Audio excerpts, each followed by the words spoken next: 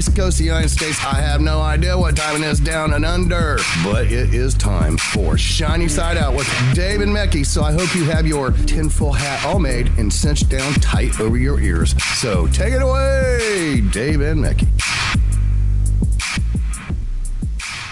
Welcome to Shiny Side Out with Dave.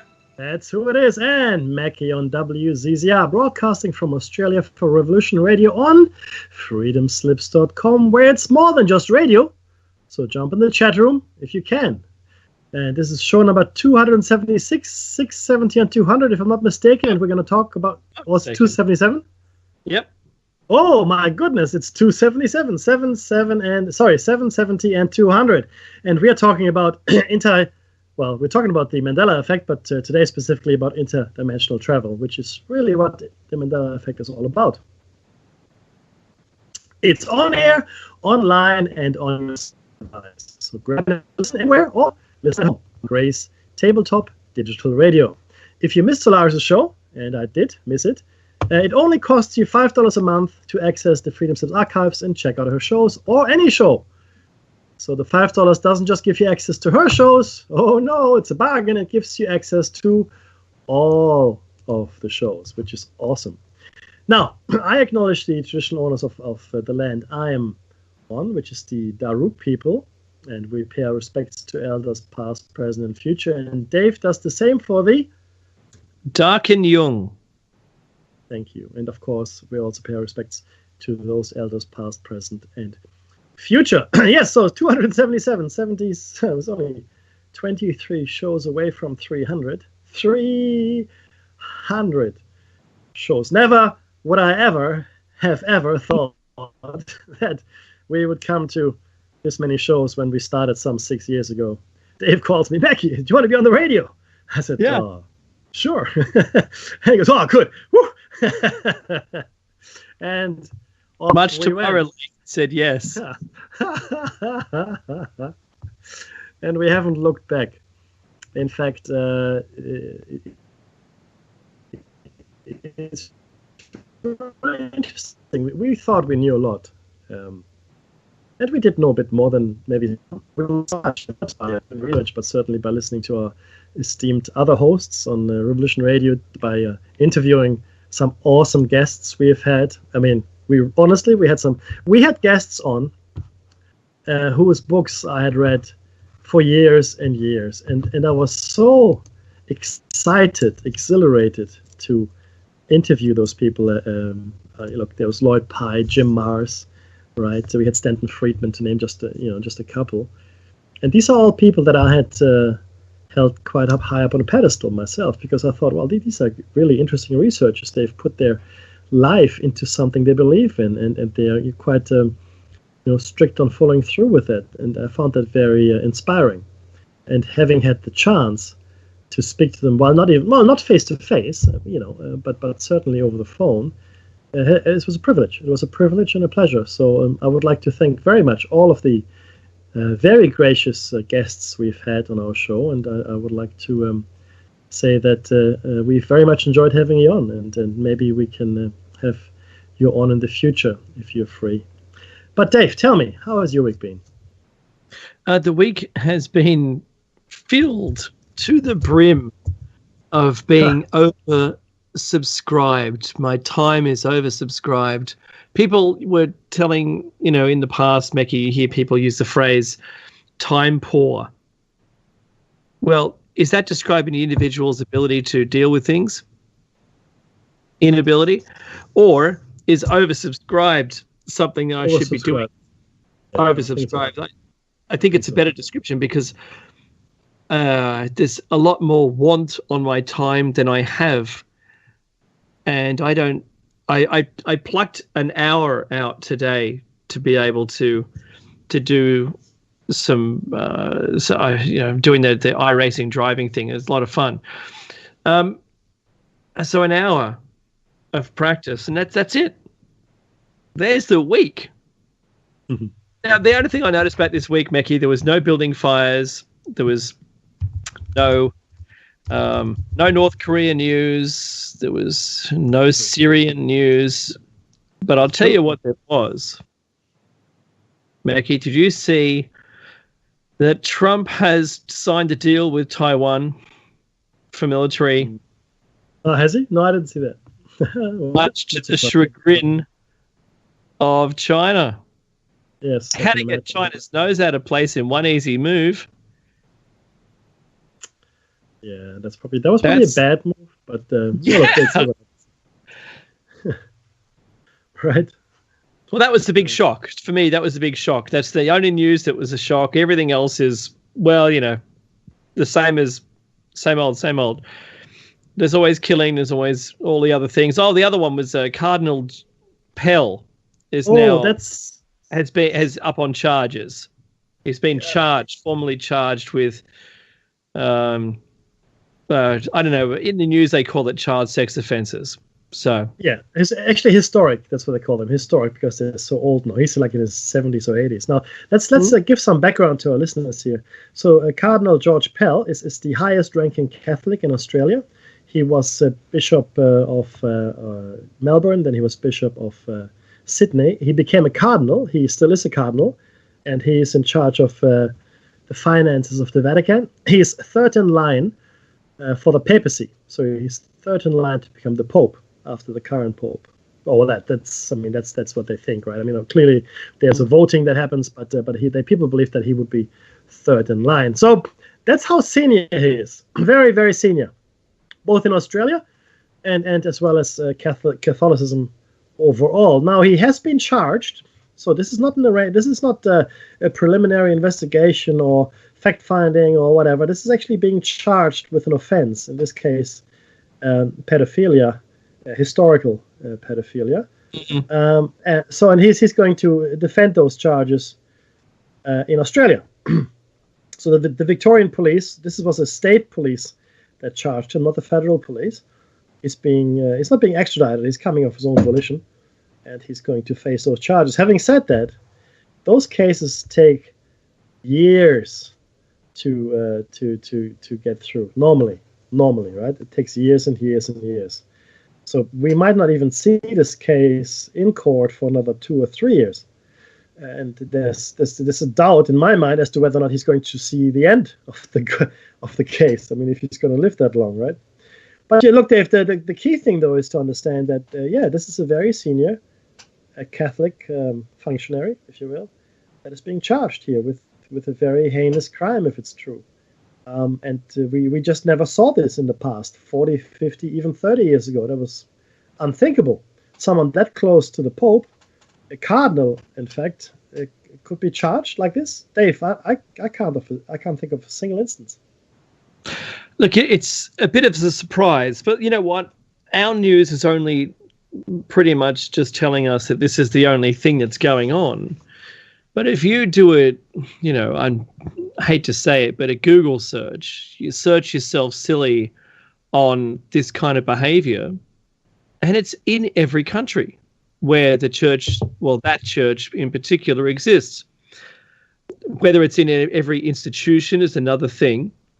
But it does seem to me as though that was rampant back then and tapered off into, or disappeared underground. I'm not sure which way you'd like to put it. Disappeared out of the mainstream media into the 90s. So from the 70s through the 90s, it seems to have disappeared, come back in different shapes and forms. And Mackie, there was even a movie done about them. Yes. Recently. And, it was. It was, in fact, I can't remember the name of the movie, but it was very good. It had Keaton. It wasn't John Keaton? Not Keaton. Keaton. Michael Keaton, that's him. He was in it. He played the reporter that broke the story. But essentially, the story was swamped by the 2001 9/11 attacks. So when that happened, the story was sort of, left by the wayside. Very. Yep. Yeah. Swamped is a good term because, everything was swamped by that. Yep, that's even the trillions of dollars missing at the Pentagon was swamped by the Pentagon attack. Yeah, I lost everybody's lunch money for the next 100 years. Okay. On the planet. But, there's more lunches to be had, I'm sure. So the thing that disappoints me is that if you do your research into the church's misbehavior, that it has in the past 1,000 years oscillated between, like a sine wave, on an almost predictable frequency, where the local police want to act on the tip-offs for the church's misbehavior, and then at some point the church will convince the government of the time that it's okay, we've got it all under control now, we'll deal with it. And then it disappears for a while, and then it comes back to the forefront again, and then the police take it on every couple of 100 years, and then it keeps going backwards and forwards, and now we're in this point where, you know what, they should just shut the thing down. They're going to do this, and they've got a history of it. Lock them up, close them down, take away their whatever it is that allows them to do that. Maybe apply taxes to them. But we're poor. You know, I'm not sure which steps should be taken. I've certainly got no part in it, but I know that if my children were tampered with in that way, I'm trying to put it in the right words, that I would surely tackle a very difficult position that I'd be in if I knew who the perpetrator was.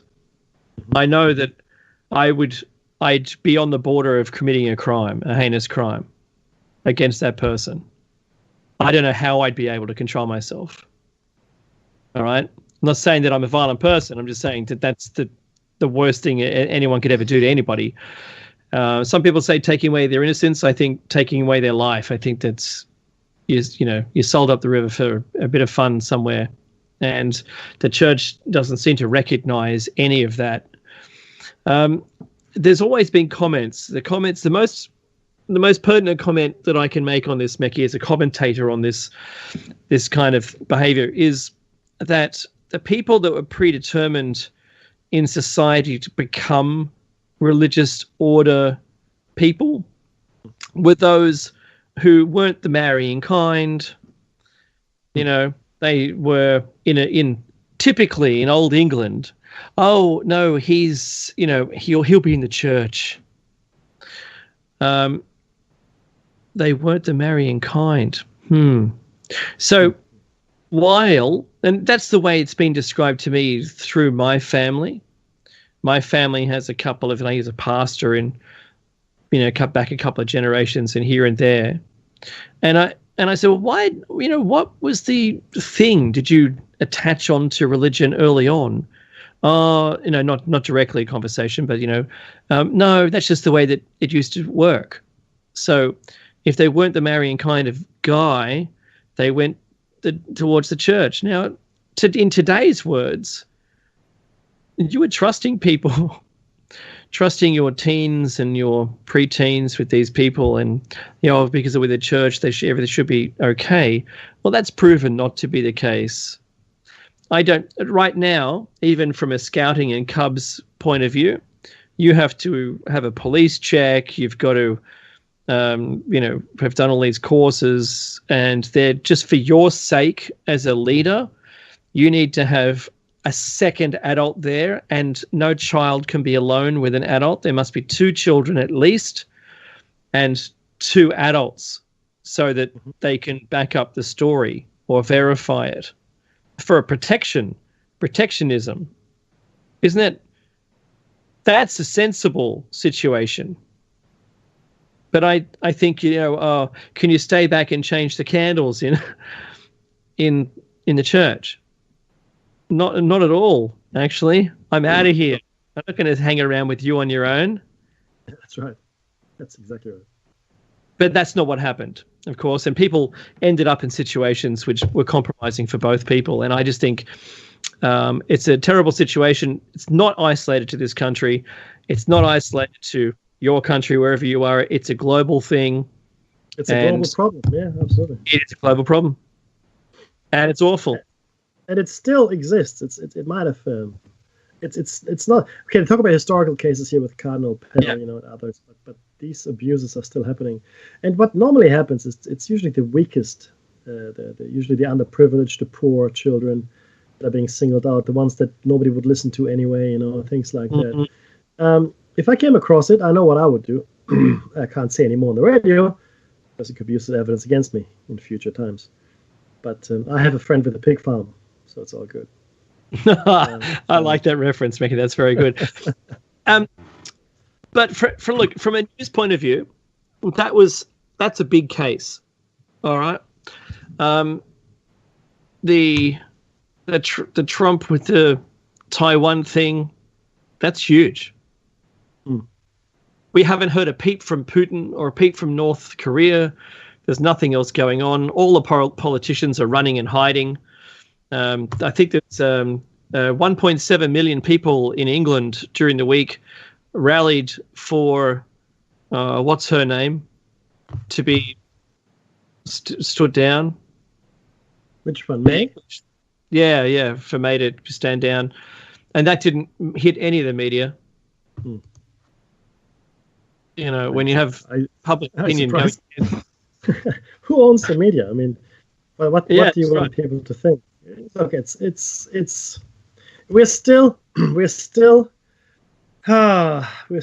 a world where the media is controlled by the rich and the few and the powerful, and you will only ever see what they want you to see.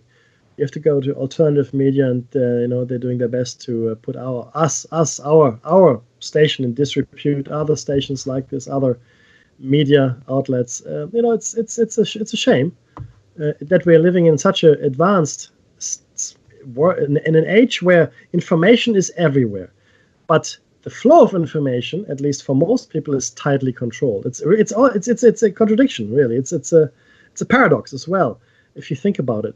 It's hard to explain how that's possible. Of course, I mean, it's possible because only a few people own it, right? That's how you explain it. But you would think that people are smart enough to seek their news elsewhere. I mean, they're independent bloggers. I mean, everybody with a phone these days can be a photojournalist, right? It's no one is stopping you, and in fact that's how a lot of these things come about now. A lot of these stations ask their viewership or the listenership to send in pictures or send in reports, from whatever might be happening, like the fire in London, for example. Yeah, absolutely, I completely agree.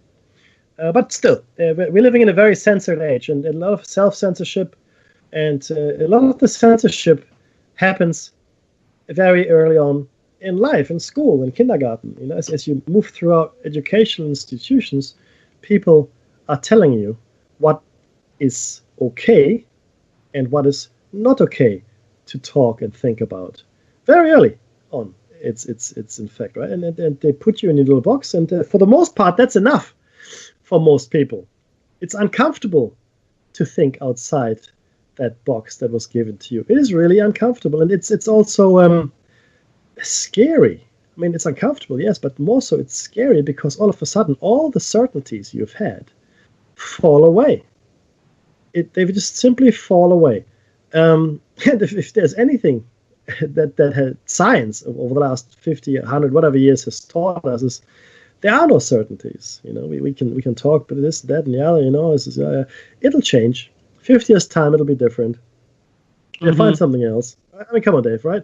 Seriously, let's look around here, and let's think of one thing that hasn't changed. One thing, I mean, a lot of things are still called theories because we don't know, and other things are completely light. Light is the light speed is constant. This, that, the other, the fastest speed. Time, it's an immutable. It's an immutable constant. And a whole bunch of other things. We go, these things will never change. And then we find out that that's not the case. Right.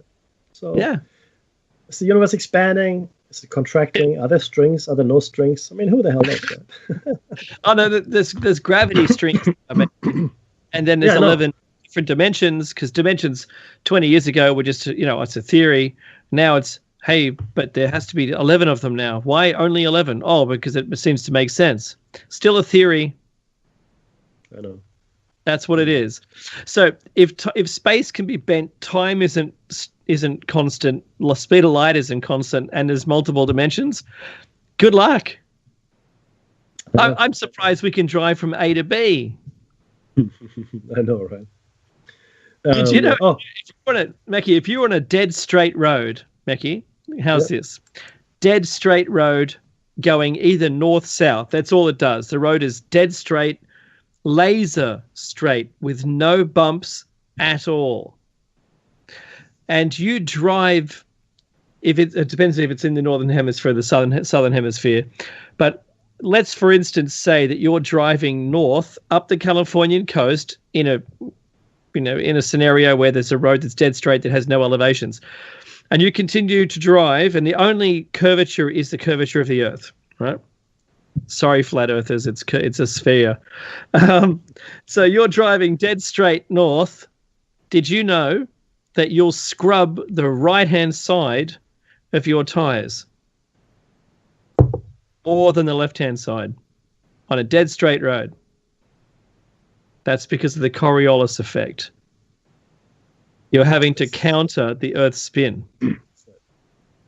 As imperceptible as it might be. You don't even notice. I just love that. That's one of my favorites. Trying to tell someone that exists. It's a thing. I love that expression now. I've used that all week. This week is brought to you, show number 277, brought to you by the term, it's a thing. The Coriolis effect. It's a thing. That really just happened. Yeah. Now, that's also a reason why you need to rotate your tires. No, that's not true. It's not true. But it plays a tiny part. The reason you rotate your tires is because, believe it or not, we turn one direction more often than another, which also puts wear and tear on your tires. So rotating your tires is a good idea. Having said all that, I almost forgot to wish our American friends a happy Independence Day weekend. Tuesday, of course, it's Independence Day, and I believe that in America translates to a very long weekend indeed. Unless, of course, you're working on Monday, which I doubt you would be. But so that's. Well, do they have Tuesday. A super long? Do they have a 4-day weekend this weekend? Do they? Well, I think so. Because Tuesday is off. It's the weekend, and I'm not sure that people will go to work on Monday. I think it's actually a gazetted holiday, but I'm not sure. So, anybody in the chat room that can tell us if it's a gazetted holiday for Monday, Independence Day holiday, let us know. It just seems silly to go to work on Monday and then be off on Tuesday, but I guess sillier things have happened, right? Yeah, you're talking to the people who have 2 weeks holiday a year, Mackie. That's true. You get 4 weeks. All right, so I'd like to say that, look, thank you very much for being part of us in this journey, because it's a journey. And when Mackie and I started out, I remember that first conversation you had. Just going to bring us back to that. Mackie, do you want to be part of this thing, this radio show? It's a thing. And it was a lot of fun. It's still been a lot of fun. Show 277. And we're talking about Dimensional Travelers today. This is part 3. 3 of, probably 3 of 5, maybe. We'll see how we go. Yeah, possibly. Yeah. But there's so many. We had quite a bit. Yeah, I can see that because we were quite near the end of the show notes. What's so strange is that, and I was talking to a friend of mine that's known me, Mackie, only through the time period that we've been on air. Oh, okay. And she said, "Oh, so what's going on?" I said, "Oh, not much." Well, that's the first answer. And then she goes, "Well, no, what's really going on?" Well, let me tell you. And I started talking about this Dimensional Travelers. And I kept going. She goes, "What else is there?" And she was eating it up. It's great. These stories and this kind of whole belief. But what I got to at the end of it was extraordinary. And that is the Mandela effect itself. And the other things that seem to be piled onto it. It's a little odd. I don't know whether some of those things we mentioned last week with the Oscar Mayer and the Pokemon, and there's a number of them, and the Monopoly Man, are they as much the Mandela effect as the Mandela effect was? Yeah. We don't know. And that's the big question. The big question for me was how much of that was the same thing. It's, like all planets aren't planets. We have good dwarf planets and bigger ones and hyperplanets, things that are, just bordering on being large enough, like 20 times the size of the Earth, that if it was any bigger, it would have attracted a gas, maybe become a gas giant. Any bigger would have attracted too much of the material from the sun's accretion disk. And it would have developed a whole different kind of planet. There's planets in our solar system, just by the way, even Jupiter, that has a rocky core. Right? It was a rock at some point, but the rock is bigger than the Earth, and it just attracted too much gear, and it couldn't be a normal planet. So it's got liquid metallic hydrogen. Crazy. And this was the other conversation I was having with someone. I said, how you got monatomic elements? And they go, what now? Oh, like orbitally rearranged monatomic elements. And they go, I don't understand. Okay, so you get a metal and you stop it being a metal. You just turn it into a white powder of atoms, little clumps of atoms. That's it. They forgot how to be a metal. And I said, he goes, oh, right, okay. And then I said, well, you can take something that isn't metal and make it a metal, like hydrogen. And he goes, no, you can't. I go, just wait a sec. I'll just show you this thing from the science. There we go. There, I scienced in front of him, Mackie, and I showed him that you can have a metallic hydrogen. It's a thing now. See? Yes, it is. Yes, it is. No, I see it. So it's this kind of we're in a point now where things are changing so fast that I would have a hard time trying to put forward a theory, because by the time you finish writing a theory, it's going to be different. That's what I'm thinking. So with all of that said, how does that apply to dimensional travelers? And that's a good question. And how does it? It was the worst segue I've ever done. And the reason is because these have been happening for a long time. People just appearing out of thin air, or with the wrong credentials, or, as we're about to learn, as soon as I do the bottom of the hour message, and I'll pass it to you, Mackie, and we can start with this is one of my favorite ones anyway. All right. So get yourself some great merchandise from the station's website. Buy a CD of your favorite host shows for a previous season. It may be an EMP-proof thumb drive with survival documents, or 75,000 seeds in a single pack. You can get that by donating to the station, and they'll return you a gift. But be careful when you do it. Follow the instructions carefully, and ensure that your customs for your country will allow you to import the thing that you're getting back. Right? Follow the instructions when you donate. If you're in the US, did I say you twice? If you're in the US, you can dial in on 347-688-2902, or if you have Skype, you may use and add the contact of Freedom Screen. Though, being in Kentucky, you can simply listen on FM. Find on your dial, or if it's digital, type in 101.3, or anywhere else in the entire planet, you can use an app.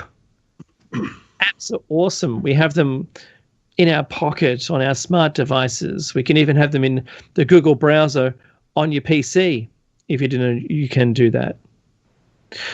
You can also listen to the station through a website or an app. So try each one of these. TuneIn.com, or the one that you feel more comfortable with. Web Radio Central, Receiver mobile app. There is also TalkStream Live, Stream Finder, Internet-Radio, Radio Tuner, like the fish, Radio Ways, Radio Online. The apps are, the station has its own, so Freedom Slips Mobile, find it on the homepage, or either on the Apple or Android stores, you can find Shiny Side Out. That's ours. I wrote it. It's pretty cool. You can connect to us that way, but you can get to us. I reckon the people on the ISS wouldn't have a hard time listening to this station either, Mecky. They've got the internet. That's it. Exactly right. You shouldn't have a hard time doing it. And if you run into us, if you have run into us right now, if you've never heard us before, and you're maybe on YouTube or something, or on the archives, and you don't know who Solaris is, get yourself into the chat room and get into the archives. It only costs $5 a month. That's it. All right. Now back to you, Mecky. Indeed. Now, guys, today we are talking about the Mandela effect and interdimensional travel as an extension. We covered the Mandela effect in the last few shows, and today we're going to focus on the interdimensional travel aspect, because up to this point, we started last week, but for the most part we concentrated on things that are quite mundane. We've pointed that out. So if in fact the universe or the multiverse was as holy or as rifty as we think it is, so not quite as perfect as we would like it to be, then it would make sense that people have experiences like the Mandela effect, where they slip in and out of neighboring dimensions. And like I explained to you guys earlier, to me it makes sense that universes that are alike are probably in close proximity, if you can talk about these terms on that dimensional level, whereas universes that are quite different to ours would be much further away. Maybe, not just metaphorically, but actually physically as well. So it makes sense that, so if you were slipping from universe to universe, the changes that you see are very small. Like a missing letter or slightly different logo of something, or things like that. Like not massive changes, like the Nazis won the war, or the Magna Carta was never signed, or Carthage defeated Rome. Or things like that. Zulus went into space. Yes, that's right. So those are the big ones. And if you come across those, I say good luck to you. All right, it's going to be very tough to exist in a world like this. There's a really, really good book that I love by Frederick Brown.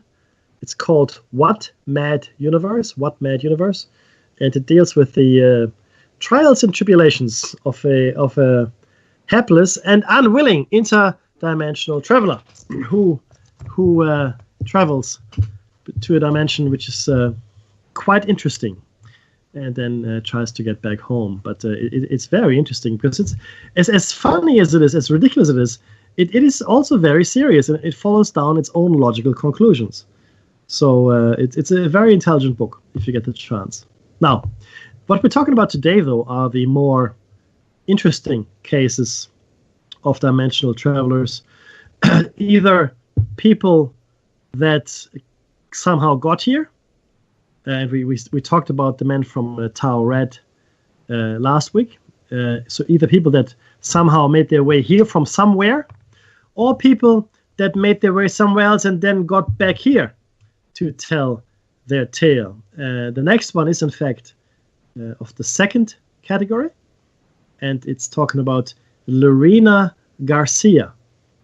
Alberto Luis Fernandez, director of Spain's Revista Avalon, posted this intriguing story of a woman who believes herself to have been brought to our reality from another. We cannot be certain that this is not a hoax, of course, but it is nevertheless an interesting story, and if true, it could happen to us when we least expect it, says Fernandez as a foreword to the story. In July 2008, a woman named Lorena Garcia posted a message to a website asking for help. Now, the message here has been transcribed verbatim, meaning from the Spanish into English, exactly as it is, unabridged. Hello, my name is Luz. I'm 41 and believe that I have jumped into a parallel universe. This is hard for me to discuss, as everyone will consider me psychotic and will refuse to believe me. Please, if someone has had a similar experience, please email me. One day, I woke up and found that everything was different. Nothing spectacular or having to do with time travel and such things. I simply woke up in the same year and day on which I went to bed. But many things were different. There were small things, but sufficiently important to know that there was a point at which everything was different. In fact, if this is a dream, then you're all in a dream, because what I'm writing about doesn't exist. So if someone replies, it means that they're experiencing the same reality as I am, whether it's a dream or not. 4 months ago, I woke up on a normal morning. I was in my rented home where I'd been living for 7 years. Everything was the same, except that my bed linen was different. But I paid no attention at the time. So I went to work in my car, which was parked where I'd always parked, and it was the same office I'd worked in for the last 20 years. But when I got to my department, it wasn't my department. It has names on the door, and mine wasn't on it. I thought I was on the wrong floor, but no, it was my own floor. I went over to the office's wireless section and looked myself up. I still worked there, but in another department, reporting to a superior I didn't even know. So I went to the department indicated in the directory, said I was feeling ill, and left. All the contents of my handbag were the same, my credit cards, my ID, everything. But I didn't recall having changed departments at any time. I went to the Social Security doctor and underwent drug and alcohol testing. All clean. I returned to work the next day and was able to make my way by asking questions and saying that I wasn't feeling well. My apartment is the same. Everything is unchanged. I've looked at all the papers I've kept in the house and they're unchanged. After realizing that something strange was going on, I thought it might be some form of amnesia. Perhaps something had happened to me and I couldn't remember a period of my life. But no, I logged onto the internet and the day was as it should have been. And the major news items were the same as the day before, Dave. She continues, I've been separated from my partner of 7 years for some 6 months. We broke up and I started a relationship with a fellow from my neighborhood. I know him perfectly well, having been with him for 4 months.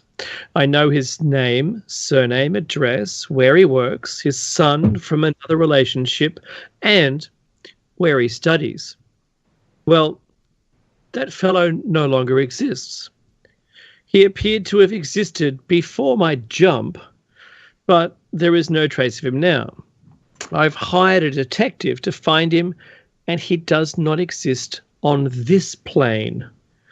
I've visited a psychiatrist, and it's all been put down to stress. He thinks they're hallucinations, but I know this isn't the case. My former boyfriend is with me as though nothing had happened. Apparently, we never broke it off. And Augustin, my current boyfriend, appears to have never existed. He doesn't live in the flat he used to live in, and I cannot find his son. I swear to you that it's true and that I'm very sane. My own family doesn't remember things like surgery performed on my sister's shoulder a few months ago. She has never been operated on. Small things to that effect. Unfortunately, I cannot remember very important things from the news, but the rest of the world appears to be the same.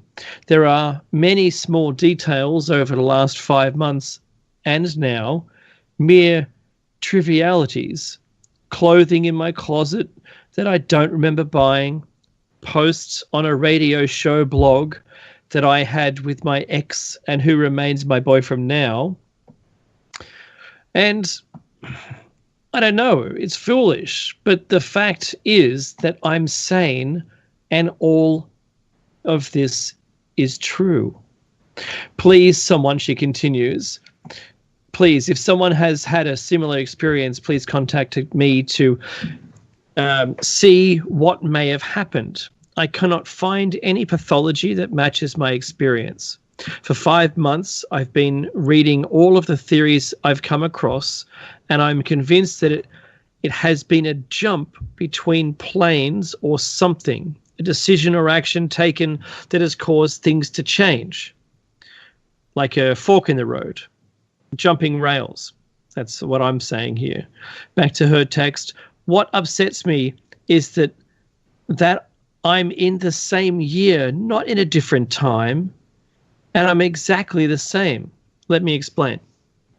It's as though I had lost my memory 5 months ago and woke up having dreamed those 5 months, with the one exception that everyone remembers me during that time.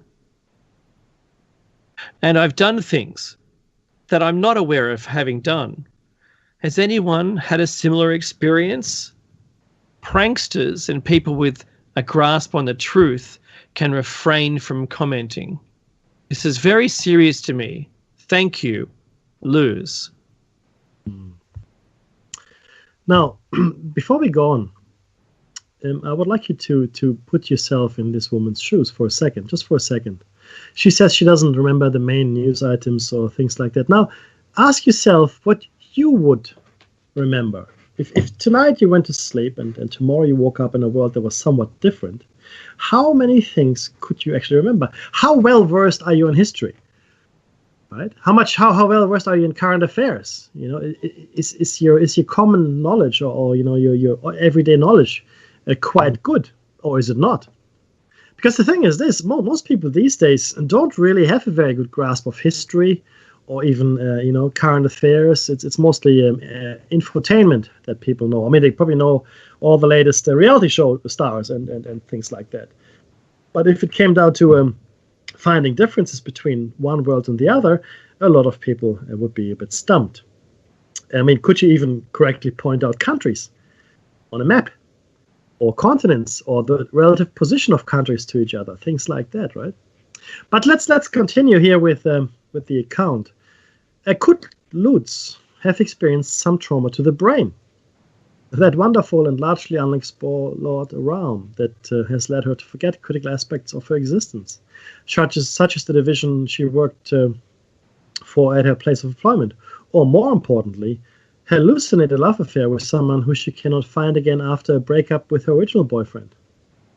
An email message is only worth the electrons it was composed with, and we only have Luz's word for her medical visits and diagnosis. We know that insect bites have triggered abnormal brain functions in humans, that blows to the head have caused people to speak different languages, speak with odd accents, or even gain telepathic or psychic abilities. Might we suggest that Luz was tuning into another reality for a certain period of time rather than actually living in one? Look, we just don't know. We simply do not know. But it got stranger. Let us all take a trip down the rabbit hole. Chile's La Tercera newspaper published an article, July 31st, 2000, which happened to be my birthday. I turned 31 that day, penned by journalist Marcelo Cordova regarding Nima Arcani Hamed, a researcher with the Lawrence Livermore National Laboratory who suggested that parallel universes exist in real space, coexisting with our own, and sufficiently close by to be touched. Sufficiently close by to be touched. Our own world occupies a sort of membrane, populated by a fistful of possible dimensions. This scientific model posits a universe on a, excuse me, there was my phone ringing there, on a three-dimensional wall with other dimensions. The most fascinating detail, according to Arcani Hamed, is the existence of other membranes, meaning that we live with parallel universes occupied by other beings, or we ourselves could be living alternate realities. It was November 1984 when Spain's Guardia Civil conducted a massive search involving tracking dogs, expert mountaineers, local residents, and even the Boy Scouts to solve the disappearance of Etelvina Garcia, who lived in the hamlet of Santo Emiliano, in the northern region of Asturias. Asturias, that's interesting, we'll get to that in a second. Living alone and with no known relatives, Etelvina was known to one and all as healthy and lively shepherdess who led her flock to all the pastures in the area, so she was a shepherd. But one day, her neighbors were startled to find her animals unattended in the fields with no sign of their caretaker. A search of her home found everything in order, with no signs of a hasty departure or home invasion. So no foul play seemed to be at hand. The authorities gave up on finding her after an arduous search, and her whereabouts remain unknown. She may reappear someday if a case from the Canary Islands, allegedly dating back to 1905, can serve as a precedent, Dave. The case, described as more of a legend nowadays, involves a girl who has become known as La Nina de las Parras, the pear child, who was sent off by her parents to fetch pears at an enigmatic location known as Barrancho or Badajoz on the island of Tenerife, which has been associated with strange lights and creatures for ages. She disappeared, and locals conducted a thorough a search as their early 20th century means allowed. However, the child returned several decades later. The year 1905 has always been used as the date for the disappearance, but others place this high strangeness event at 1890 or even 1910. According to the story, the girl returned looking the same as she did on the day she vanished. A Canarian Rip Van Winkle, who took a nap at the foot of a tree before being stirred by a very tall being in white, who asked her to come into a cave where she saw similar beings. She took her leave after speaking to them and returned home to the astonishment of her family. It was believed that her relatives concealed the paired child, possibly out of fear of harm from those who might consider her unlucky or accused in some way, and lived for years in the San Juan district of the island. If so, researchers have never been able to ascertain her identity. Could Etelvina Garcia have found herself in a reality no different from our own, leading a flock of animals from another dimension back to their own barn, never aware of what had happened? If the charming story of the paired child has any truth to it, is time diffraction the price to be paid for venturing into an adjoining universe and trying to return from it? Well, Dave, I think it might be, because there are many stories like Rip Van Winkle, and it was always a caution that was told to children: do not eat or drink of the fairy folk. Like if you're in the fairy world, do not eat their food and do not drink their drink, because you will never come home, or you won't come home for 100 years. So there seems to be at least some kernel, some element here that is preserved in these folk tales, fairy tales, if you want to call them that, of an effect that other planes, other realms of existence, other dimensions, whatever you want to call it, have on us. So the flow of time for us here is fairly unchanged, or so we think, right? I mean, on planet Earth, time flows in a fairly steady fashion, for the most part, we think. Could be a very different proposition elsewhere, even in this universe, and certainly it's a different proposition if you move at different speeds. So adjoining universes might have different laws of nature, slightly.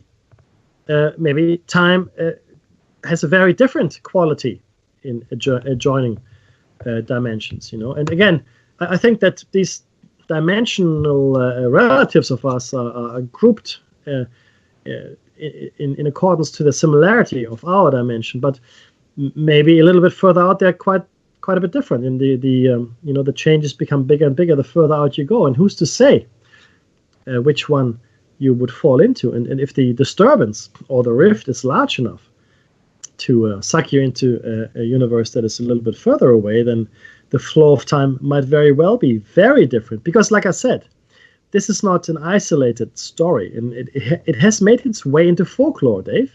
It has made its way into the collective storytelling undercurrent of quite a few cultures, in fact, right? Which brings us to another interesting story, and this is around a displacement in time and space, and it's the Gardianton Canyon story. In May of 1972, 4 girls were allegedly driving back to Southern Utah University after spending their Saturday at a rodeo in Pioche. While crossing the desolate Utah-Nevada state line at around 10 p.m., they came upon a fork in the highway where they veered to the left and began driving through Gardianton Canyon. Suddenly, the black pavement turned to white cement.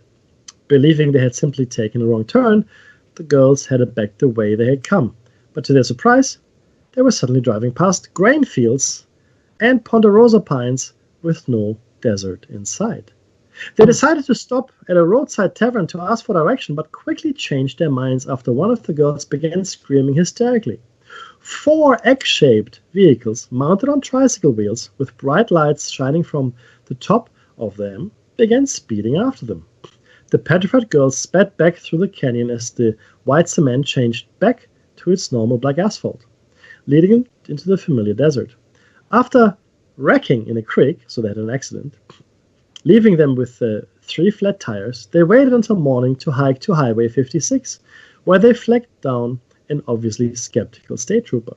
As outlandish as this story seemed, the tire tracks they left are difficult to explain. The only tire tracks left by the girls' Chevy ended abruptly only 200 meters, which is about 600 feet, into the desert, which leaves the mystery of how the girls ended up over 3 kilometers, about 2 miles, north of the highway with no physical evidence of their travels. The car was also missing a hubcap that was never located. Maybe it got lost somewhere in the Utah desert, or maybe it's being displayed at a museum on the parallel Earth. Oh, I love that ending. Right? Very strange, my friend. Very strange. But Mekhi, that's very similar to that couple that found the old-timey hotel Yes. and wanted to revisit it. Yes, sir. That's exactly right. However, they look like they jumped into the future. I know. So who knows, right? I mean, it's all That's right. Very strange. And like thinking about the alternate universe where if you didn't know, the first car was electric. Did you know that? I didn't know that, actually. The first car wasn't an internal combustion engine. The first car was electric. I'm talking about the transition away from steam, right? I want to get in the shop, so I got to let the boiler. It's going to take me 45 minutes to get that to the right temperature. All right. So it's a crazy concept that we could have had electric vehicles since, 100 years ago. Oh, did you know that we had color TV before we had black and white TV? Oh, I knew that. Yeah. I knew that the TV was co-invented in 2 locations on the planet at the same time, and black and white got funding and the other one didn't. What a stupid idea that is. I know, right? I mean, think about that. There's so many things that no one's going to want us. That's too creepy. Yeah, of someone it's too lifelike. Too lifelike. Let's go back a million years, back to when it was black and white, and let's support that one. It's much better. Let's do that. Much better. That Akashic record comes to mind, Mekhi, where people create from this place where we all connect our imagination to. And I think the Akashic record, the collective unconscious, like Freud called it, I don't care what you call it, I think it's a very real place. Because Edgar Cayce accessed it, and others have as well. And Edgar Cayce actually accessed it to help others. And his track record, if you get the chance, the sleeping prophet Edgar Cayce, is astounding. If you get the chance, I look him up. Now, I do not know, Dave, if we're going to have a mid-show break. We haven't had for the last few times. So let's just take it to the break. Yeah, sure. But then, if it doesn't happen, let's continue with the Green Children. But in the meantime, before, just in case the break does happen, because it's a fairly long piece and we shouldn't break it up. These are very compelling stories. Now, look, guys, of course, we don't have any hard evidence. Okay, we need to be very clear on this. We don't have any hard evidence. These are testimonies of people that, if you look at it, there's really no reason, for the Spanish lady to say what she said, unless she truly has a psychotic episode. There's no real reason for these girls to say what they said. They had an accident and they have 3 flat tires. Why make up this whole story about egg-shaped cars falling? And people would just think they're insane, right? Now, and then can't explain how you have these tire tracks, which seem to be missing. Why aren't there tire tracks for the whole trip? No, they seem to be missing. There just don't seem to be any. Or even that little girl that disappeared on the way to get some pears. By the way, not at all astonishing that they could not be located at the school. While the story itself might have come out, the actual person would have been protected by her parents, for fear of at the very least, humiliation and ridicule. But back in those days, talking like 130, 120 years ago, people were a lot more superstitious, and some harm could have befallen the child potentially. So it's not unusual that, or I don't find it suspicious that we can't locate this child. The story, though, made it out, which is interesting in itself. And it's, again, not the only kind of story that shows us this time dilation effect of people who allegedly went somewhere else. Rip Van Winkle, of course, being the most famous fictional story there. But the other stories where people have disappeared. And again, I need to stress this. It has made it into folklore. It has made it into our cultural undercurrent as stories, as warnings. So these are fairy tales, or warnings dressed up as fairy tales that you tell your children. Don't go. I mean, if you don't want to frighten a child, that you tell them a story, and hopefully they remember the story. Like Little Red Riding Hood, don't talk to strangers. That's a good lesson. Don't talk to strangers, right? Don't take Hansel and Gretel. Don't take candy from a stranger. Don't go into a stranger's house. That's right. Things like that. I mean, they're all dressed up in stories, and it makes sense that they would be, right? Because that will stick. Whereas, a warning to your child, or chances are your child will just go against what you said anyway and do whatever. But if it's a story, then it goes into the child's subconscious and go, oh, yeah, I better not do this, without even having realized that we've conditioned the child this way. So these stories about going to the fairy world and eating or drinking there or whatever, and then waking up 100 years later, is quite commonplace. And it's, in my opinion, these are warnings. Stories are warnings. And I think there's a very strong correlation between those stories and some of the abduction tales we've had over the centuries and in modern times as well. Right? So there are a lot of strong correlations. And again, people, of course, don't want to believe it because we are all living in cities and we're all civilized, and all of this is complete nonsense and bokum and the experts say that it couldn't be so. And clearly, what do Dave and I know anyway, right, Dave? What do we know? We know nothing. So, but people found it important enough to create these fairy tales to tell their children. Important enough, okay? And you have to understand that this is passed down verbally. This is not written down. I mean, most of these tales weren't written down until the early 19th century. The Grimm brothers drove through Germany in the 1800s, 1850s, 60s, whatever, and the other fairy tales as well. And it just so happens that they collected the largest collection of fairy tales anywhere, right? With the exception maybe of Arabian Nights. But yeah, so these are stories that were handed down through generations. We have no idea how old these stories are. Not the faintest clue. And Dave, having successfully talked through 5 o'clock here, I think we are not having a break. So please, sir, tell us about the Green Children of Woolpit. In one moment, let's pretend we had the break. If you're back with David Mackey's Shiny Side Out on freedomslips.com on the #1 listener supported talk radio on the net. So push the donate button or subscribe to the archives for only $5 a month.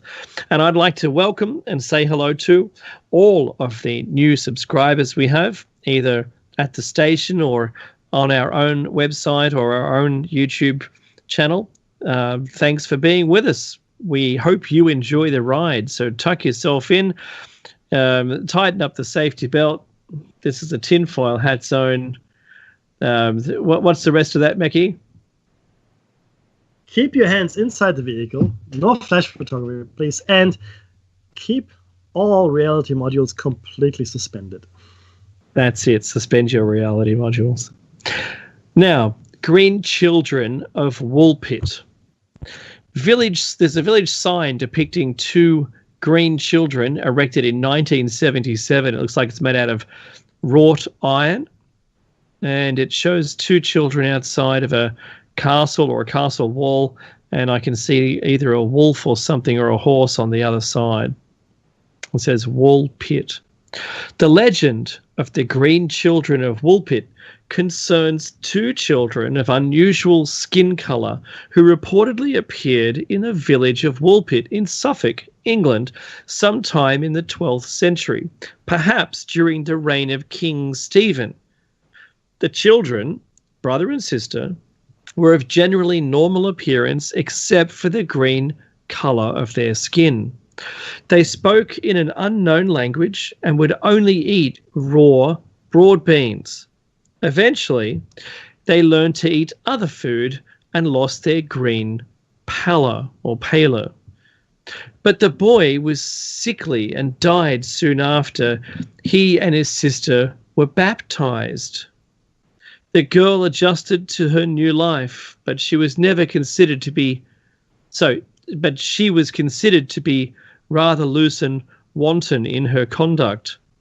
After she learned to speak English, the girl explained that she and her brother had come from St. Martin's Island, a subterranean world inhabited by green people. Mackie?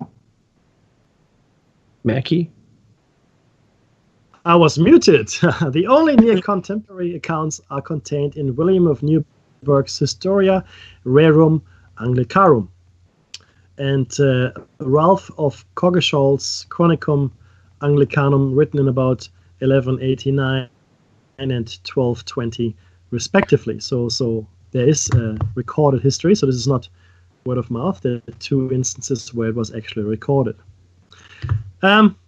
Between then and their discovery, or rediscovery we should say, in the mid-19th century, the Green Children seemed to surface only in a passing mention in William Camden's Britannica in 1586 and in Bishop Francis Goodwin's fantastical The Man in the Moon, in both of which William of Newburgh's account is cited.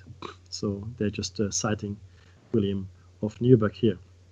2 approaches have dominated explanations of the story of the Green Children: that it is a folktale describing an imaginary encounter with the inhabitants of another world, perhaps subterranean or even extraterrestrial, or it is a garbled account of a historical event.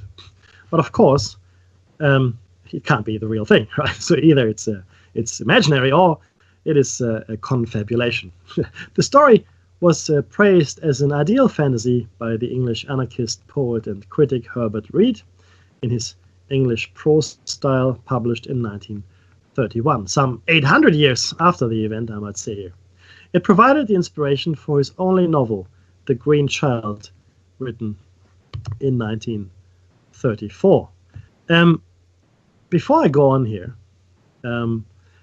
I've just opened up the pictures or the images of the Voynich manuscript.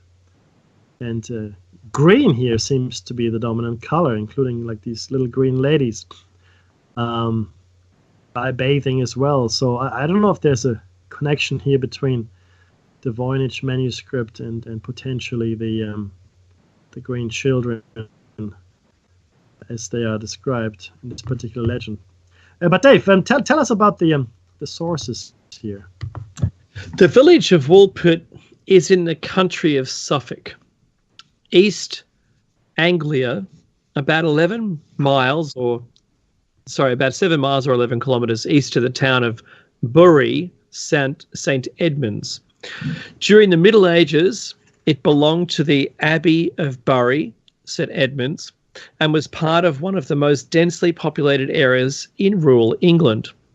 2 writers, Ralph of Coggeshall, died in 1226, and William of Newburgh, he died in 1198, reported on the sudden and unexplained arrival in the village of 2 green children during one summer in the 12th century.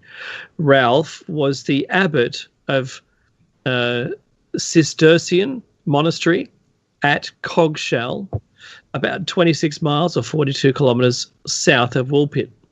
William was a canon at the Augustinian Newburgh Priory, far to the north of Yorkshire.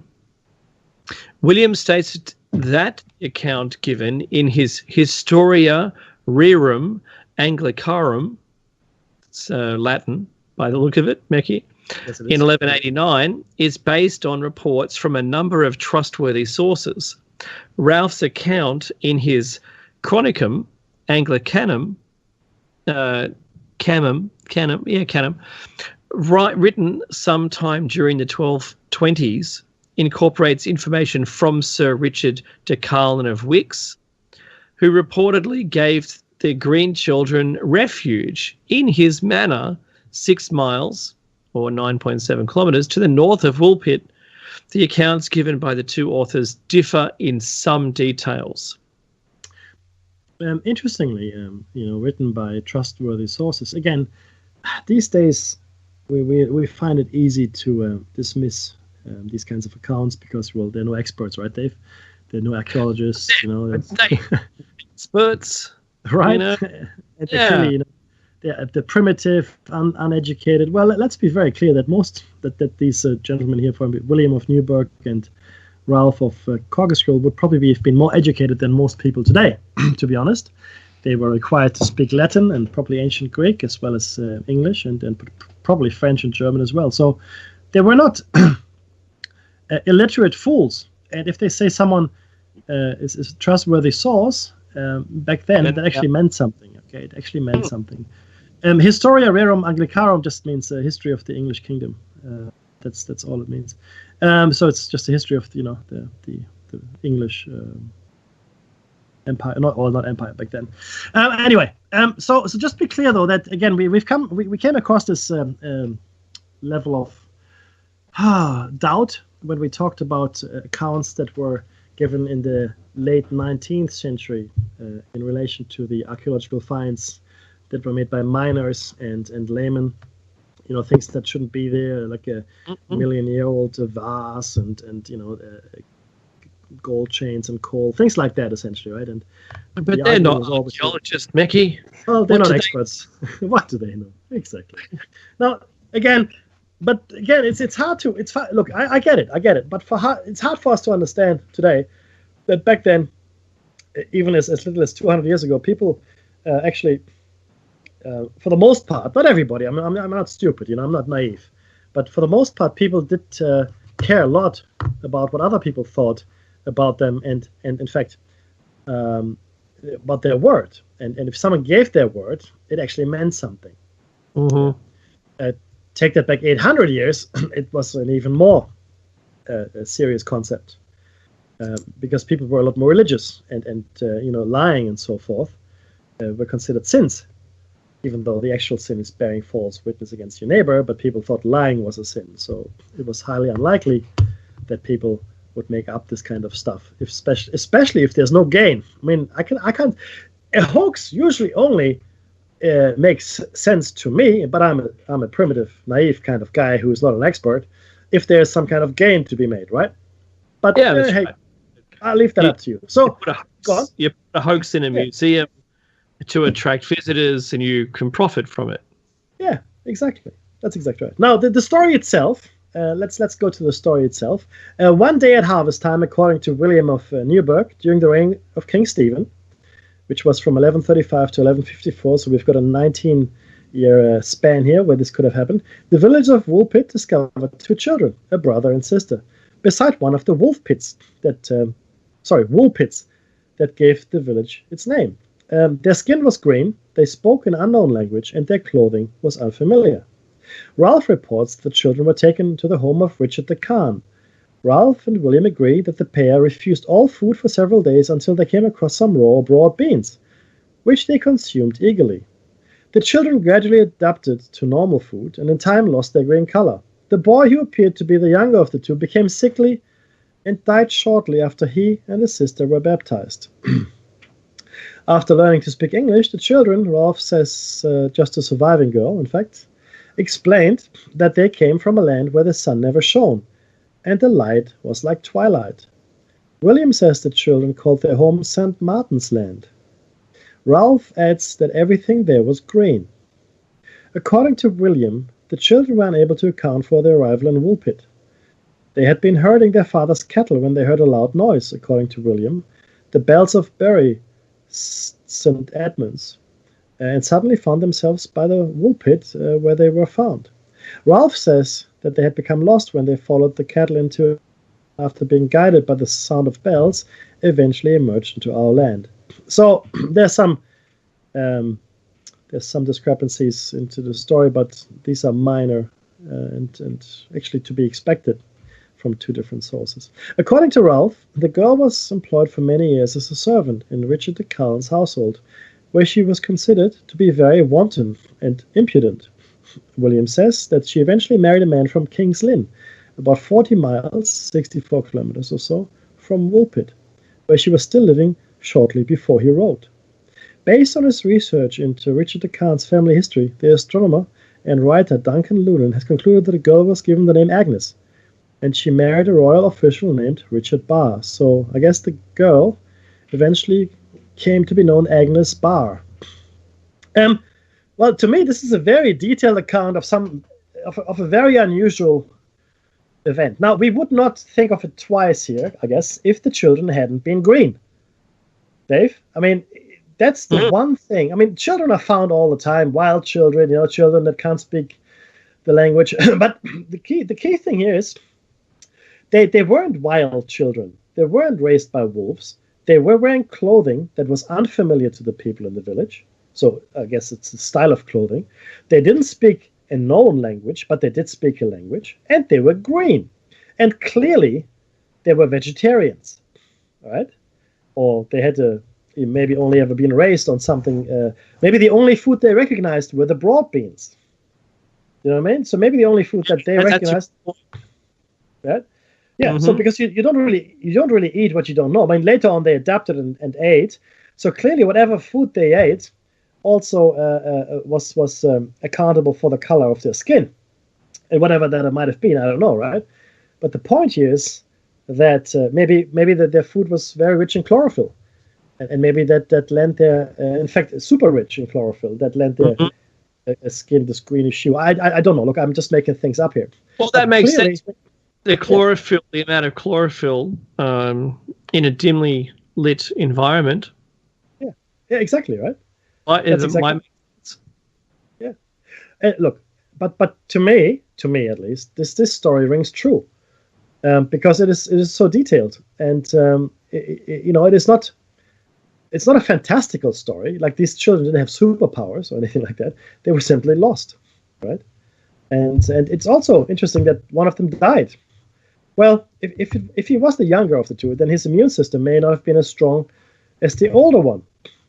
And maybe the older one had built up enough immune reserves and such in her life to survive, whereas the younger one, being exposed to a whole host of maybe virals and bacterials that he hadn't previously, and not being able to continue eating the food that his body was used to, simply wasn't able to cope with the new environment. Right? This is, again, to me, that's not unusual. I'm surprised though, and happy that his sister did manage to survive and marry then, so her bloodline at least would potentially still be around. I'd like to go there and see if we can actually find anything near that village.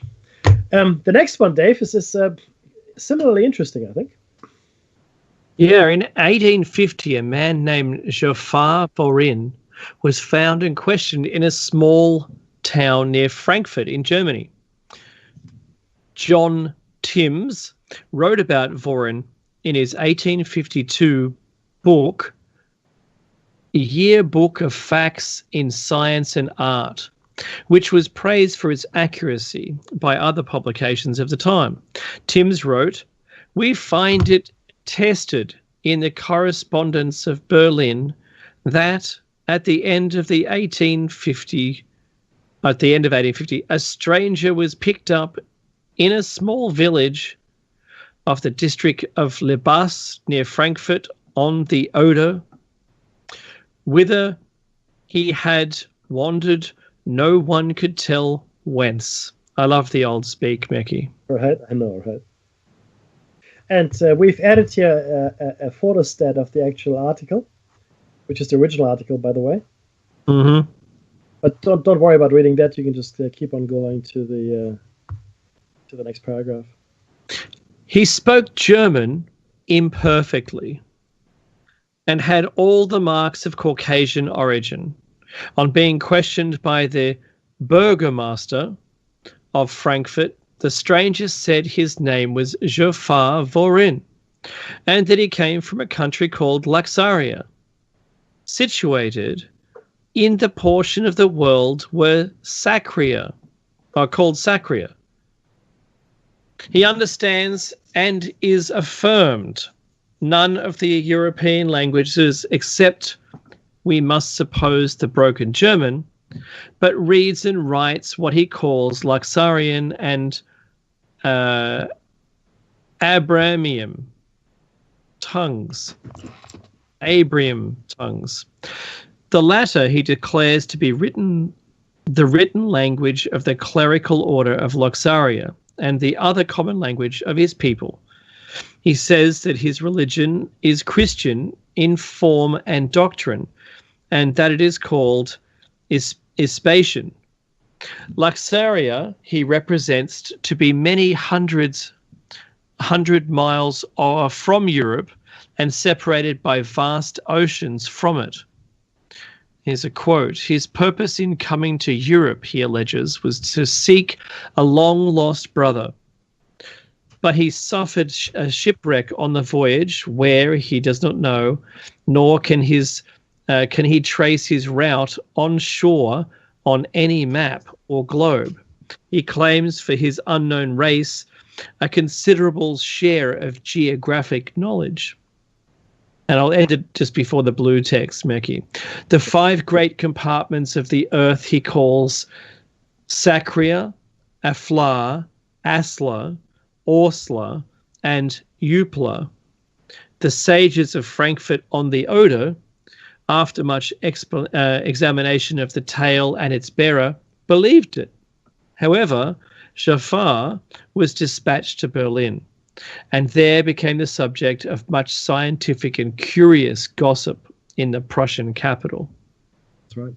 Now, to me, that's almost like a reverse Gulliver, right? Lemuel Gulliver, you know, Jonathan Swift's Gulliver, and he goes on these strange voyages to Lilliput and Laputa and so forth, and has all these adventures. Now, this is almost like a reverse Gulliver that comes to our shores for his strange and wonderful adventures.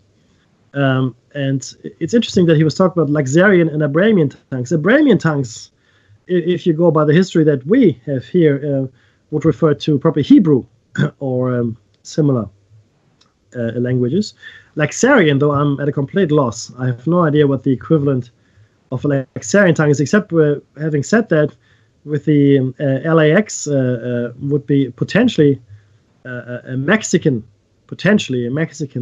language. Xia, there's a lot of AX sounds in the the original Mexican inhabitants. So that's a possibility, I guess. And then if you look at Sacria, Afla, Asla, Ausla, and Eupla, you could make some assumptions what some of these continents are, what these land masses are. So it's a really interesting thing. And what's more interesting is that these scholars, if you want to call them that, in Frankfurt on the Oder, believed his tale and sent him off to Berlin. I have no further information on this, not for lack of trying, but I don't know what became of him in Berlin or afterwards. Now, these two, or this story as well as 2 others, came from a book, A Directory of Possibilities, published in 1981 by Colin Wilson and James Grant. And Wilson and Grant wrote, in 1905, a young man was arrested in Paris. He spoke an unknown language, but managed to convey that he was a citizen of Lisbon. It should be pointed out, not Lisbon. And in 1954, we've already spoken about the man from Tauret. Now, Wilson was a prolific writer whose books varied from fiction. His most famous was The Outsiders, published in 1956 when he was 24, to non-fiction explorations of psychic phenomena and the occult. An obituary to Wilson, published by The Telegraph in 2013, describes him the following way. He was regularly criticized for making sweeping generalizations and for his habit of quoting from memory without reference to his sources, but he remained unshakably convinced of his own talent. Most criticism is based purely on incomprehension, he said. I have long accepted that the chief difficulty with my work is that it covers too wide a field. Even sympathetic readers can't see the wood for the trees. Now, having said that, the Warren case seems to have convinced authorities at the time. And I think it is fairly clear that this case actually did happen.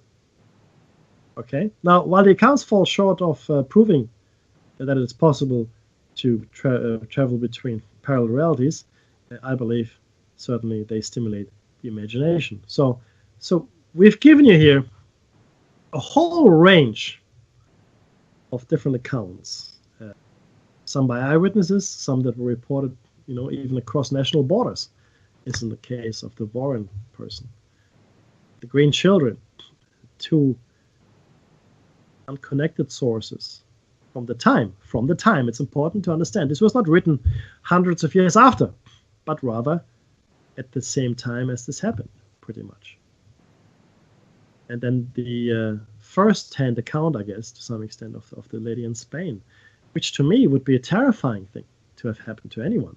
Imagine yourself waking up and all of a sudden, oh, this is not quite the world that I remember. Now, I gave you this quote last week, guys. I'm going to give it to you again.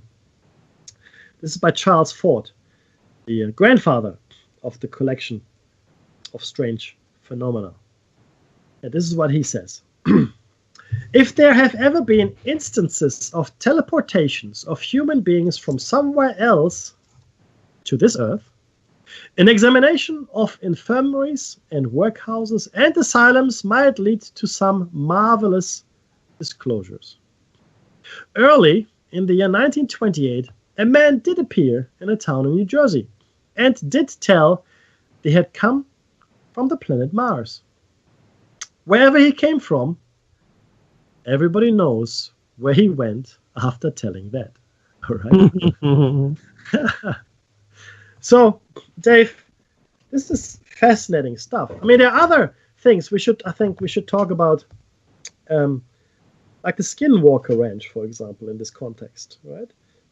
We did have a show on it, but to me, this Skinwalker Ranch is a case study in strange and maybe interdimensional travel phenomena, right? Remember there was this thick bull, this cow, large male cow, that somehow was placed into a shed. And unless the shed had been built around that bull, he could never have fit into it. There's no doors. I mean, he couldn't have gone through the doors. I mean, if they had taken the roof off to put him in, fair enough. But none of that seemed to have happened. So the shed was in existence, and the bull was simply found in it one day. So if you are, in fact, a higher dimensional creature, or you work in dimensions higher than the ones we can perceive, the shortest distance between 2 points is not a straight line. The shortest distance between 2 points is exactly nothing. So if you can put something from here to over there without crossing the intervening space, well, walls don't really exist for you. Think of it as a TARDIS, the Doctor Who time and spaceship. They've taken the space from over there, which is a lot of space, and put it here to a much smaller outside space. That's how they explain it. Right? That's how they explain the hyperdimensional architecture that is used for the TARDIS. But what do you think, Dave? I mean, this is certainly a very interesting phenomenon, right? The Skinwalker Ranch, and even the UFO link, because we've postulated that before. Yeah. So one of the things when we spoke with Lloyd Pye, I'm going to use an example that he quoted us, and that is that people were in separate silos. Let's call it the paranormal wasn't, you're either in ghosts or you're in UFOs or you're in, cryptozoology or, following Bigfoot or Yeti. And that there wasn't anyone who was allowed to sort of cross them over because it was frowned upon, according to Lloyd.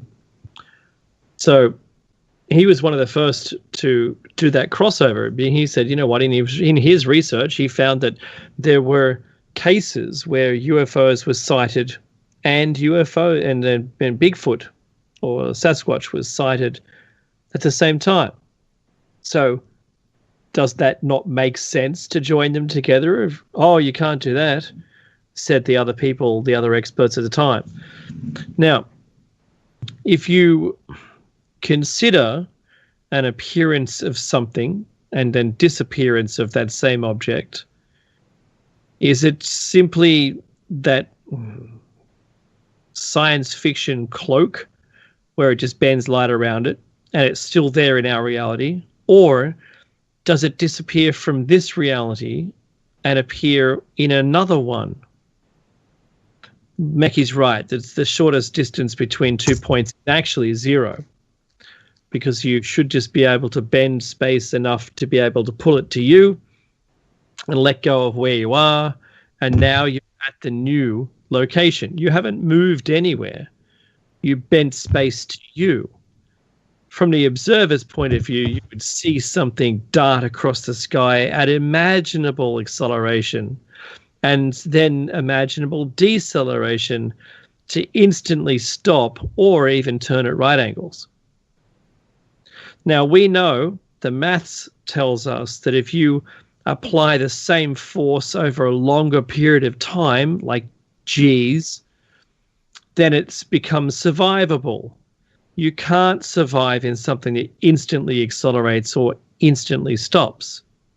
But if you could bend time so that you experience the same thing over a longer time, you would survive. But that's conventional thinking. I think the kind of thoughts that I mentioned initially, by bending space to you, means you don't have to worry about any of those physics problems. So, if you were able to bend or pull a dimension out of where it is and stretch it to you and you become enveloped within it, whether or not you're walking through a cave, your 2 children in some place, you followed the cows in a cave and poof, now you're walking out of your dimension into another one. And, well, that to me all seems to make sense. You know, we see it in science fiction these days a lot. We don't see all those other types of things anymore. There's no mechanical machine that transitions you between these dimensions.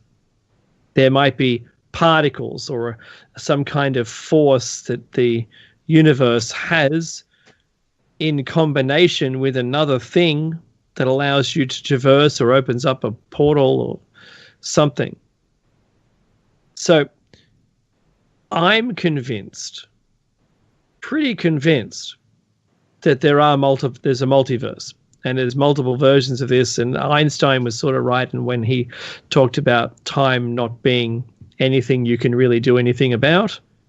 However, it doesn't matter what your starting point is, your end point will always be the same, because it doesn't matter. So you can go through any existence to get to that end point. Maybe at some point, Meki, all of them do converge. And maybe that's where the Mandela effect is, that we've started at different time points, even though we're on the same darn planet. Our time frames and references are all different. Who knows? That's even possible, right? And that we've all got to those particular waypoints in times and space. We've all hit them, but our paths were different. I don't want to sum this up too quickly, but you've got to imagine that they're possible. I would be so beside myself as a term if I woke up tomorrow and all the things that I thought we'd done today didn't exist. That all the conversations that I had never existed. That, in fact, all the people I'd met, I hadn't met. Like that lady. I know. Now, imagine. I mean, she only had 5 months, Miss. I mean, only. It's long enough. Only 5 months? But yeah, imagine though in your life, what was the last 5 months like? Did you get a new job? Did you make any new friends? Did you enter a relationship? Did you have a child in that time? I mean, these are all things that are actually terrifying. If you really think about it, and if you give it credence, if you say, well, look, this could actually be true, then it's a terrifying prospect. It truly is. Because, I mean, you could hold nothing. I mean, there'd be nothing at all that gives us any stability, right? Now, obviously, this doesn't seem to happen that much, but that it does seem to happen is disconcerting enough. And again, I don't know how well any of us would cope with... yeah, exactly. Sorry, Dave just made a good point. What about the person that she swapped with? Because clearly, if she somehow slipped into this reality, if she did in fact, then the person that was in that reality must have slipped somewhere else, and so on and so forth, like a domino effect, one would think. And if I mean, the changes, go on. So the other person would have woken up with a different man. Maybe. Yeah. Remember, because her one left, and she bunked up with another fellow, formed another relationship. Could you imagine? You would be startled awake with the sounds of someone unfamiliar with you in. You'd be going, what? That would even be more frightening, really, than what happened to her, because she woke up alone, or maybe with her old boyfriend, but this person would be waking up potentially with a completely new boyfriend, going, stranger that she never developed a relationship with. Yeah, exactly. So look, like I said earlier, though, there's a really good book that I really, really want you guys to read. It's called What Mad Universe by Frederick Brown. If you haven't read Brown before, this will hook you. It's a fantastic tale of an interdimensional, unwitting and unwilling interdimensional traveler, and it's done extremely well. But Dave, look, I believe there are probably places on this planet where this kind of thing, if you want to call it that, it's a thing, right? It's a thing. It's more common than elsewhere. I mean, I'm thinking here, of course, specifically of the much maligned Bermuda Triangle, but also the China Sea, Devil's Triangle. These are two places on the same latitude, by the way, and where planes and ships and so forth do go missing or have gone missing on a regular basis. And it's not so much reported anymore, I guess, but certainly in the old, going right back to Columbus, in fact, ships have been reported missing that stretch of the sea. That's right. So my favorite is Flight 19. So Flight 19 Mystery, if you haven't heard of it. And did you know that Flight 19 was featured in Close Encounters of the Third Kind? Yes, it was. It's hard to spot, but when you do see it, you'll realize what I'm talking about. So all the pilots of Flight 19 arrived back in the UFO in the movie. But anyway, not having aged as well. Exactly. And in the same science fiction style as these people have done in the other examples that aren't in science fiction, they're in reality. So the 5 TBM Avenger bombers, they all disappeared. They were on a training mission. And there was also one of the Martin Mariner search planes also disappeared. Yes, that's correct. Looking for them. So there's a couple of thoughts on it, but the main point to make here that Mekki led into this, and there are places on the planet of high strangeness, of high accounts of disappearances. Do you remember the ship, Mekki, that just turned back up again, that was completely empty? The Mary Celeste. The Mary Celeste, there you go. So he's a wealth of information, I love you, Mekki, for that. So there are accounts of ships. Now, we don't know. I don't think they did a metallurgical study on that ship to see how old it was. We don't know whether it went through there and they all leapt off going, woohoo, this is awesome, this new place, not like the Earth. and then the ship made it back through. We don't know. We don't know if they said, it was pirates. Pirates did it. Well, you can't find anyone, and where do they go? And they've never, ever surfaced. So that's really unlikely. So for all of these, there was a cup of coffee still on the table. I've seen a large number of documentaries on it.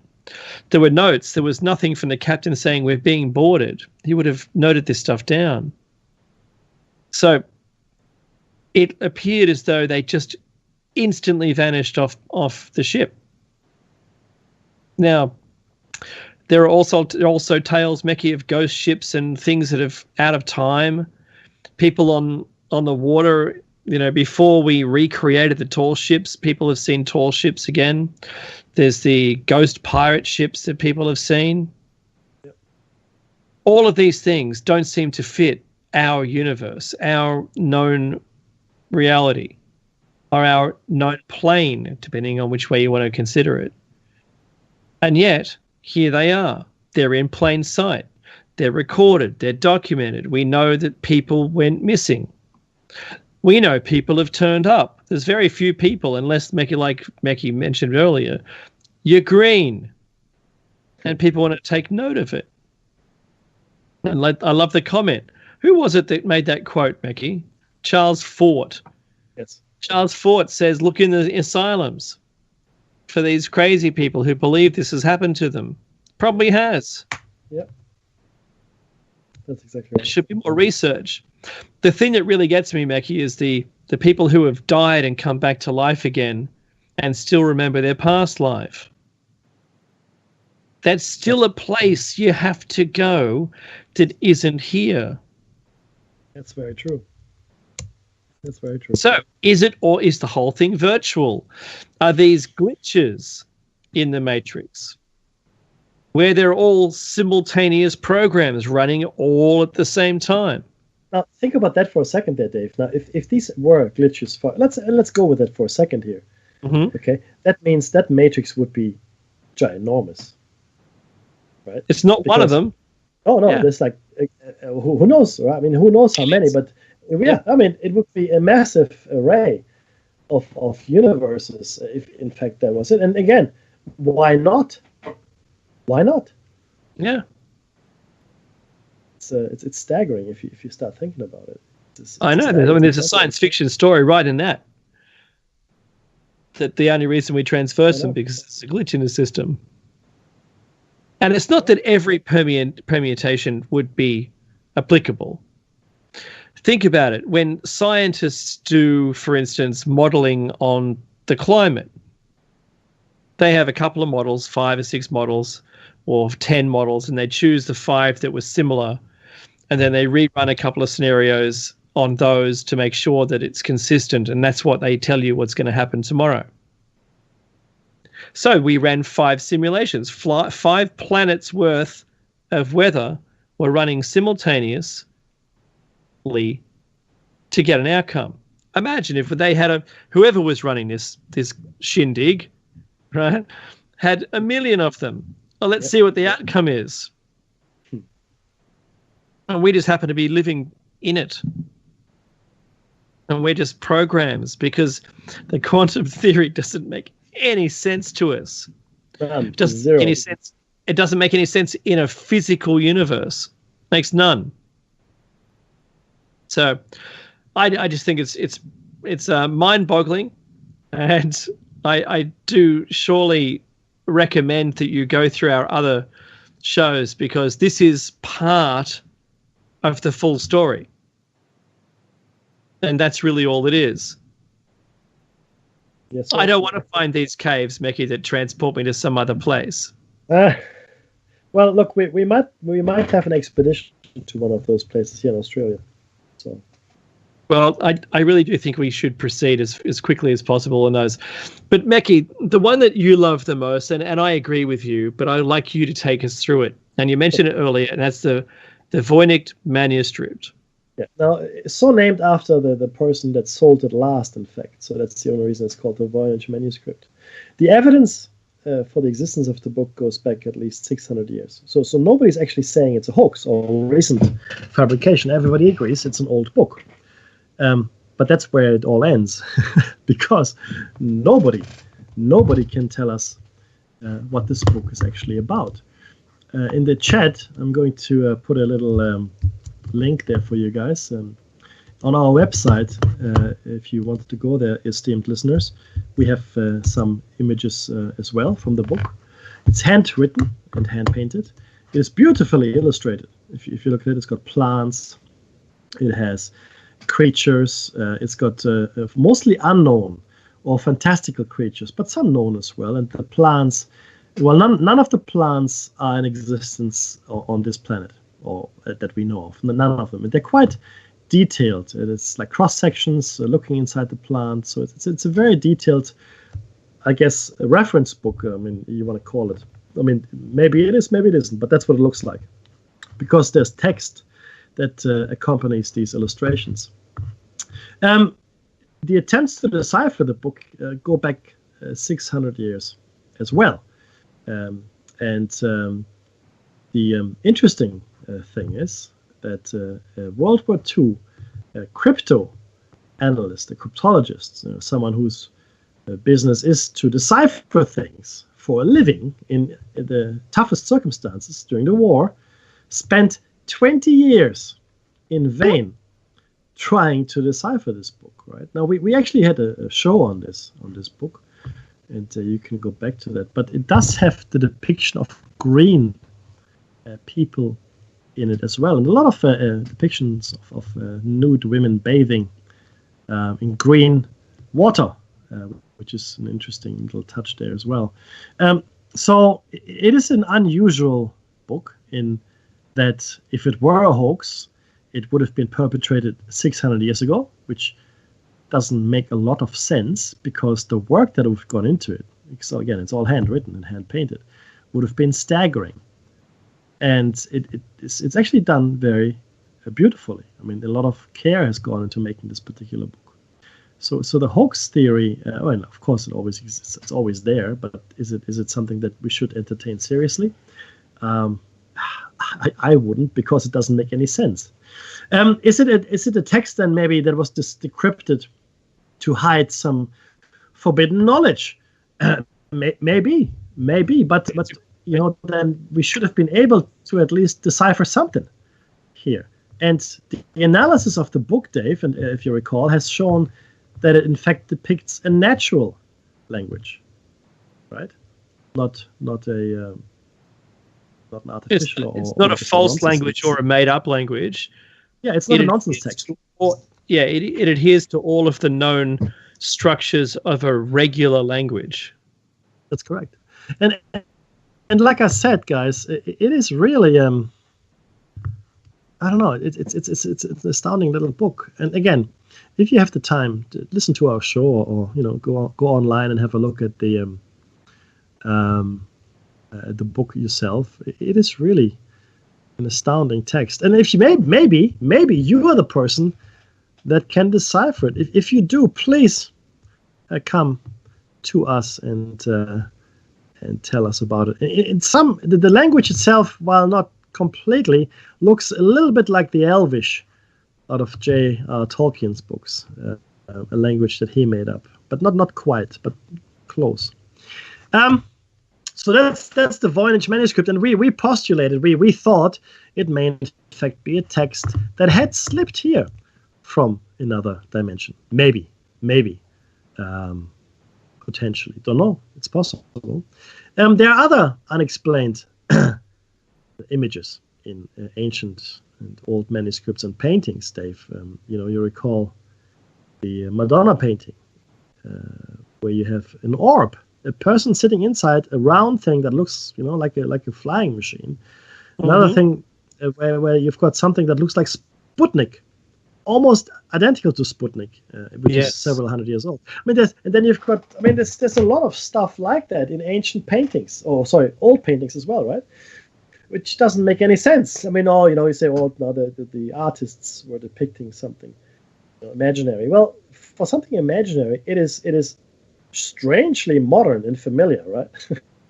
What about the one where the guy's looking up at the spaceship and the dog's looking at it, and they're in the background?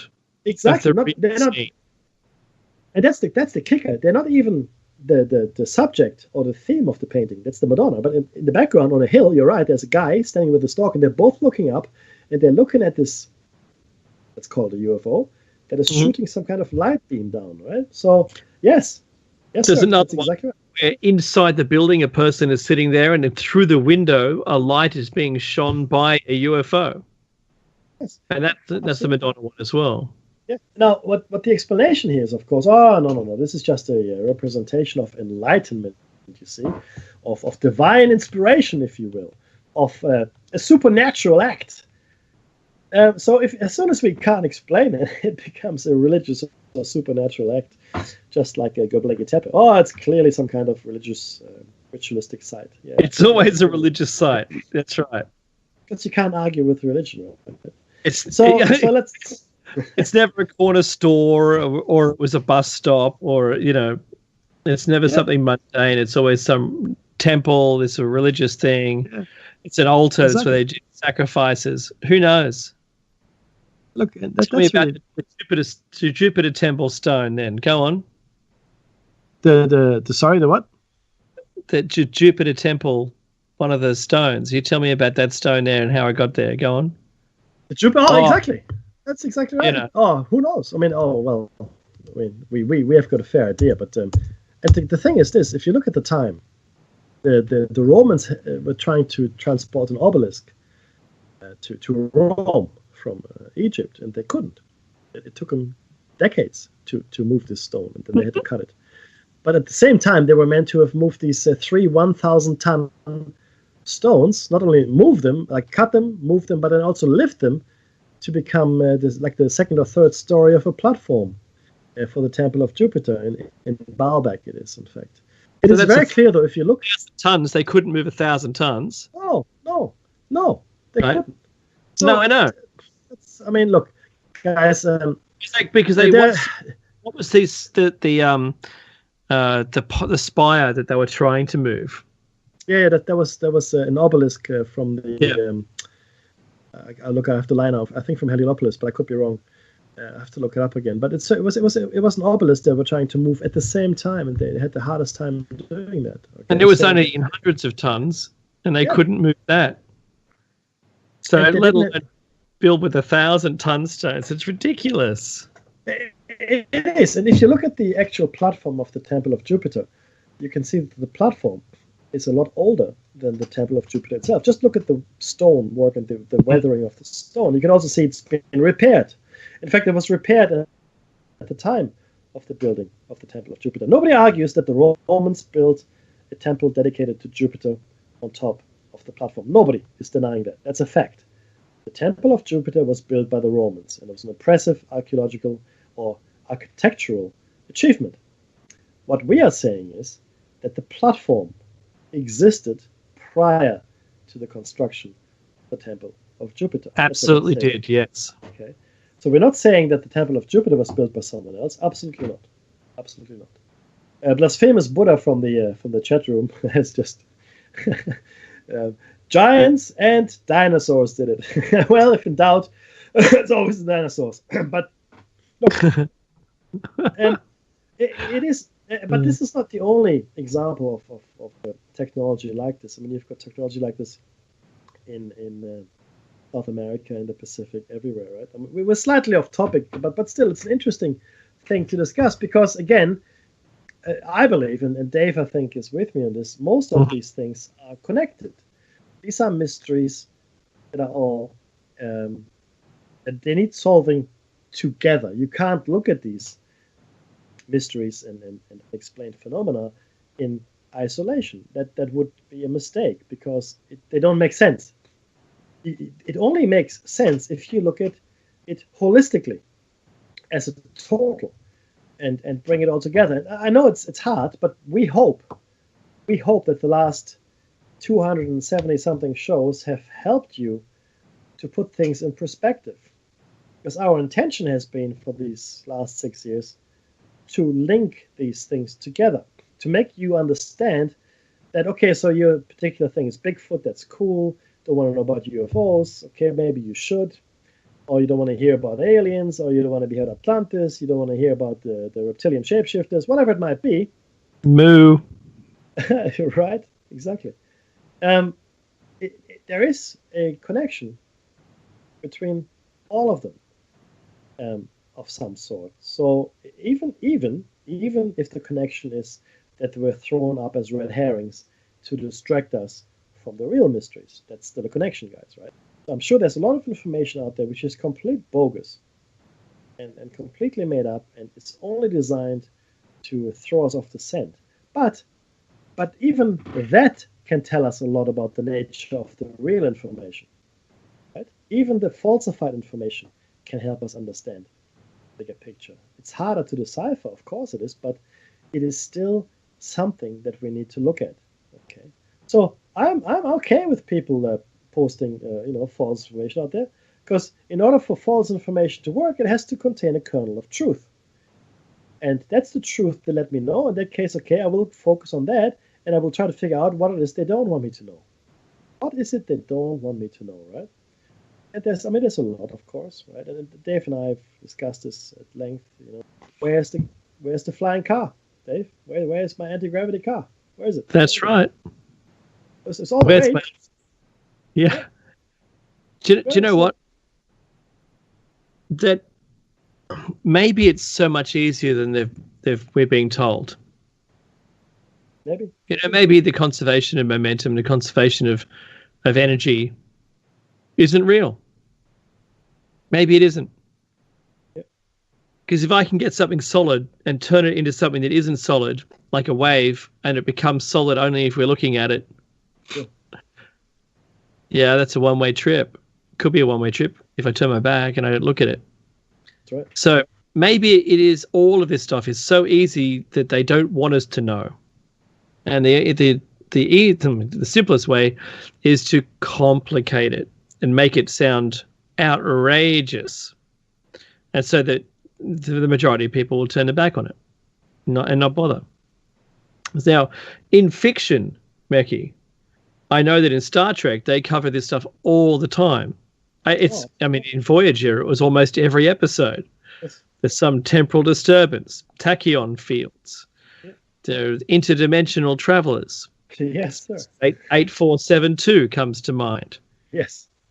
Species 8472 from liquid space. Yeah, no, that's space. Right. That's right. You've seen it too, Mekki. Now, but that's modern science fiction. But it goes back.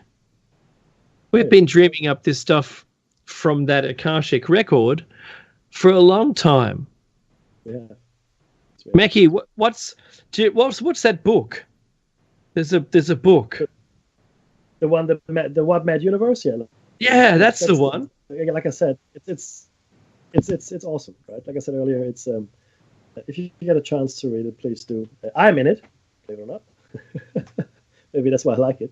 It was written in the 1950s, though, so you figure it out. Now, when I say I'm in it, once you've read it, you will know what I mean. But it is essentially the account of an interdimensional traveler who is